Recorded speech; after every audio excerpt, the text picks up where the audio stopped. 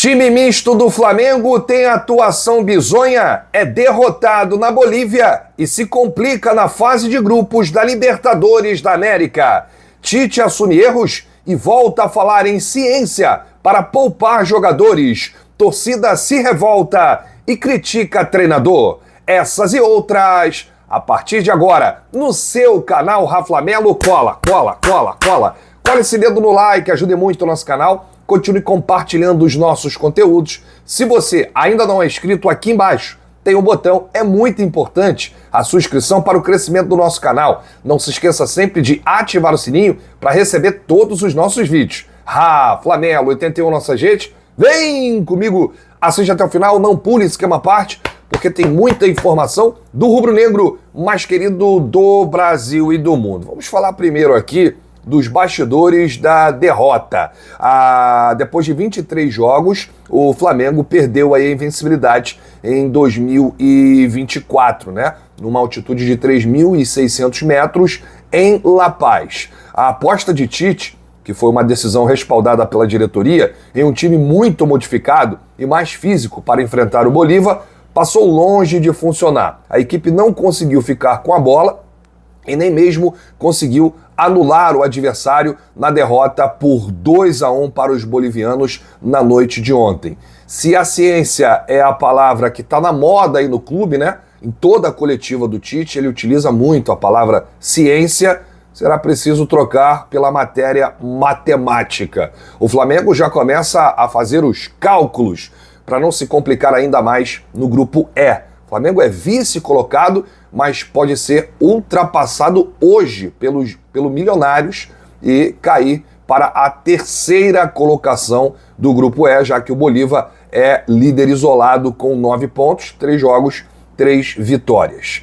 Ao ser questionado se não exagerou no número de atletas poupados, Tite disse que não poderia ser irresponsável a ponto de submeter atletas a eventuais lesões. Na pergunta foi colocado que a questão da ciência é uma novidade para o torcedor e para a imprensa, algo do qual o treinador discordou e disse: a ciência já está aí há bastante tempo, não é uma novidade, está desde o tempo em que eu jogava. A quantificação de carga traz atletas que têm essas condições e com todo o suporte que o Flamengo dá. A responsabilidade é minha, porque a definição da equipe é minha, mas eu tenho muita lucidez de não estourar um atleta numa sequência de jogos e perdê-lo para a sequência da temporada.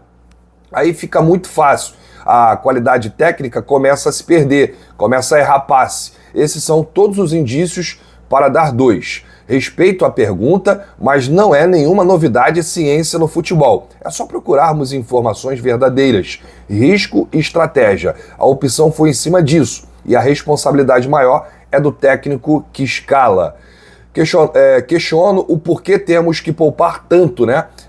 Nessa situação aí do mês de abril, né? Já estamos aí no mês de abril.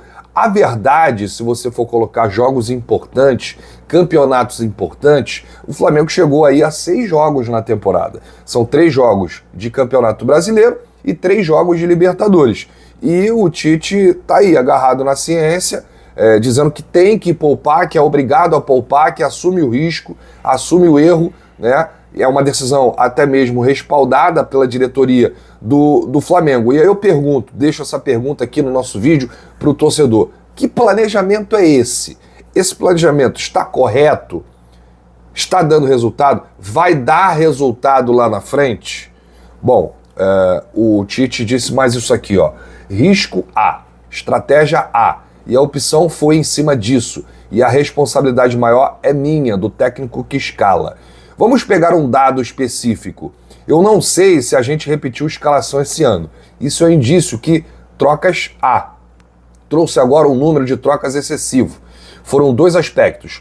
Uma sequência de jogos muito grande e que viabilizou alguns atletas de vir. O jogo aqui é extremamente desgastante porque ele é na altitude e vocês que estão aqui sabem. Perguntado sobre a possibilidade de ter de poupar bastante em outros jogos ao longo do ano, Tite citou diversos aspectos que levou em conta para a decisão tomada em um jogo de ontem, né, da quarta-feira. E para ilustrar sua argumentação, recorreu a Pep Guardiola para afirmar que não se trata de uma novidade. E aí o Tite disse: vou pegar mais um dado, não sei se a gente repetiu a escalação, mas o Pep Guardiola falou isso, né, sobre ciência, chegou a falar sobre o Haaland, uma entrevista ilustrativa do Guardiola que viraliza a cada hora. Ele vai falar de ciência, vai falar do Haaland, dizendo que ele fica 24 horas trabalhando para ter uma condição melhor, porque perdeu tantos dias. Se não quer ouvir o Tite ou o Fábio Mascheredian, ouçam. E vamos ver que não é desculpa. São fatos verdadeiros que temos que avaliar e discutir. E aí, torcedor, deixa aí nos comentários o que você achou, né, dessa fala do Tite, alguns aspectos, né, dessa coletiva de ontem. A impressão é que o Tite realmente pensa que ele e a sua comissão técnica excedem futebol. Em campo, o time não mostra nada, com raros momentos convincentes, mas a cada coletiva é uma aula sobre ciência, tática, gestão de pessoas. E nós, torcedores, só queremos aí que o time jogue bola. E tá faltando isso. Olha, ontem nas redes sociais, após a derrota, a torcida criticou e muito o seu Adenor Bach. O Tite já sofre aí uma pequena pressão. Muitos até excederam um limite pedindo a saída do treinador após a derrota de ontem para o Bolívar. Você, o que acha disso tudo? O técnico Tite merece sim ser criticado pelos últimos jogos, pelas últimas escolhas, pelos últimos resultados, ou não? O Tite está certo? Deixa aí nos comentários, porque a sua opinião é muito importante. Bom, o Flamengo chegou a 6 jogos seguidos sem vitória fora de casa na Libertadores. Perdeu ontem para o Bolívar 2-1, empatou com o Milionários na estreia da Libertadores deste ano, 1-1, foi eliminado para o Olímpia 3-1 no ano passado, empatou com o Nublense 1-1, empatou com o Racing 1-1 e perdeu para o Alcas na estreia da Libertadores 2023. São 6 jogos que o Flamengo não sabe o que é vitória fora de casa. O treinador do Flamengo chegou a falar sobre os méritos do Bolívar, né? E disse: o Bolívar está muito bem estruturado e muito bem treinado, mérito ao seu técnico. Ele tem tido um desempenho assim nos outros jogos. Também em casa ele faz valer o mando, com a qualidade imprimindo um ritmo muito forte. A gente olha o futebol sob 2 perspectivas. Olha a nossa, mas tem que ter o cuidado de não ser egoísta e olhar o outro lado, que tem um bom trabalho. O torcedor rubro-negro, que antes sonhava com a melhor campanha na fase de grupos da Libertadores, já começa a fazer aí contas, né, para ver aí a melhor configuração. Depois de 3 jogos, o Flamengo soma apenas 4 pontos, viu o Bolívar disparar na liderança com 9 e ainda pode cair para a 3ª colocação se o Milionários ganhar o Palestino por 2 gols de diferença nesta quinta-feira. E aí, a gente já fica preocupado com o próximo jogo, né, contra o Botafogo. Será que vai poupar? Muitos dos jogadores que não foram à Bolívia retornam, né? Quem volta, quem sai, e quem esteve em campo lá na altitude de La Paz? O De La Cruz, o Fabrício Bruno, né? Esses jogadores vão a campo contra o Botafogo, o Bruno Henrique? Como é que vai ser o time? Ninguém sabe. Esse jogo acontece domingo, 11 da manhã no Maracanã, pela 4ª rodada do Campeonato Brasileiro. Os jogadores do Flamengo chegaram na manhã de hoje no aeroporto do Rio de Janeiro e já se preparam aí para esse confronto, para o clássico no Brasileirão contra o Botafogo. Deixa aí nos comentários uma nota para o Tite. Quem está errado nesse planejamento? Quem é o principal culpado ou quais são os culpados? Deixa aí, porque o seu comentário é muito importante. Após a partida de ontem, o zagueiro Fabrício Bruno falou com a imprensa sobre a primeira derrota na temporada. O Flamengo perdeu aí a sua invencibilidade. E o Fabrício destacou: a gente veio com uma equipe bastante modificada, um jogo muito difícil.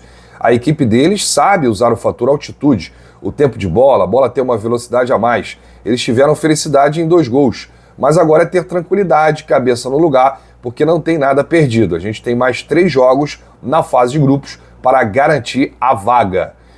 Falar aqui também sobre a atuação de Matias Vinha, para a gente fechar esse vídeo, né? Sua primeira experiência na altitude não foi muito boa, o Flamengo empatou com o Milionários em 2.600 metros em Bogotá, 1.000 metros a menos do que ontem, né? Mas ontem ele se saiu bem, fez o gol de empate, né? Logo depois aí de tomar o primeiro gol, fez um cruzamento aí para o Bruno Henrique, que quase virou o jogo, né? Aquele que o Bruno Henrique se chocou com a trave, mas terminou aí com uma boa nota na derrota de ontem, sobressaiu aí o Matias Vinha, que substituiu o Ayrton Lucas, que foi poupado.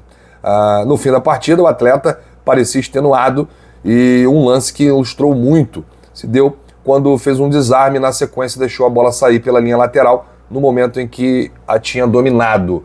E aí o Matias Vinha falou: fico muito feliz por fazer meu primeiro gol com a camisa do Flamengo, mas temos que seguir em frente. Durante o jogo começa a sentir muita altitude, fica um pouco pesado, sem força, mas temos que trabalhar para o jogo que vem.